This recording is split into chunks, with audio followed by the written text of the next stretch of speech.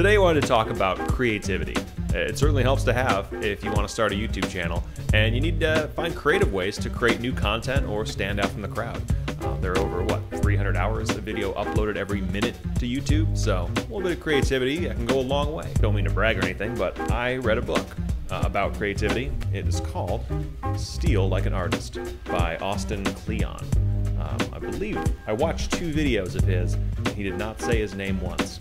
So that's on him if I mispronounce that. But subtitle of the book is 10 Things Nobody Told You About Being Creative. So I wanted to take a page from this book and steal 3 of these tips that I think would really help people starting out on YouTube, or that just got me thinking about YouTube in a different way. So let's jump right in. If you want to start a YouTube channel or have already started, it's easy to be intimidated by channels or competitors that are already in full swing. You may know what a good YouTube video or show looks like, but you may not be able to achieve that look or feel right away, or you feel like you just don't know what your voice is. There's this gap between where you are and where you'd like to be.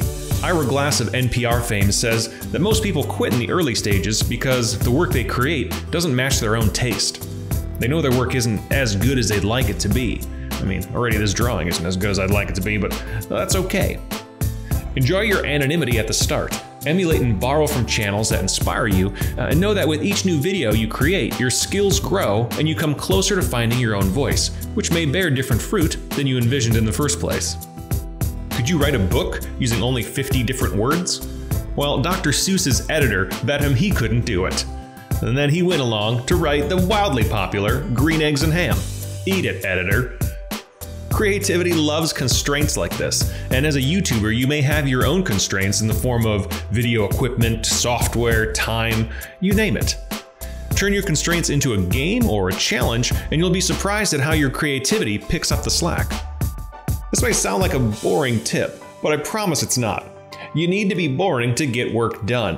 When you watch your favorite YouTube channel, what you don't see are the hours of writing, filming, editing, promoting, engaging, the boring stuff. What's the deal with that? Speaking of Jerry Seinfeld, he has a pretty awesome method for doing the boring work. Do a piece of your work every day and mark it with an X on the calendar. For Jerry, it's writing jokes every day. Each day you do it, make an X on the calendar. Once you get going, you won't want to break the chain. So there you have it. There are a full 10 tips of things nobody told you about being creative, and even the ones I talked to you about, it's still worth rereading and keeping this book and just sort of checking in on it. Yep, still there, still a good tip. So definitely pick it up. It's not a hard read by any stretch of the imagination. It's got a good book feel to it. And Chris Anderson, curator of the TED conference, says beautiful.